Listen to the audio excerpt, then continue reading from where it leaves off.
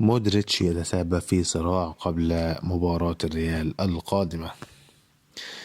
نشرت صحيفة ماركا الإسبانية قائمة من لاعبي فريق أراندينا منافس ريال مدريد القادم في مسابقة كأس ملك إسبانيا، أعدها النادي الأول من أجل الحصول على قمصان لاعبي الريال عقب لقاء السبت. ويخطط أراندينا للحصول على قمصان لاعبي الريال، لذلك أرسل النادي قائمة بأسماء اللاعبين في الفريق ورغبة كل منهم في الحصول على قميص لاعب بعينه من النادي الملكي. 9 لاعبين في أراندينا يرغبون في قميص مودريتش. وأشعل القميص الكرواتي لوكا مودريتش الصراع بين لاعبي أراندينا، حيث كان الأكثر طلبا بواقع 9 لاعبين أكثر من أي لاعب آخر. ولحسن الحظ أن الريال قد يطبع أكثر من قميص باسم مودريتش لمنحه للاعبين الذين طلبوه.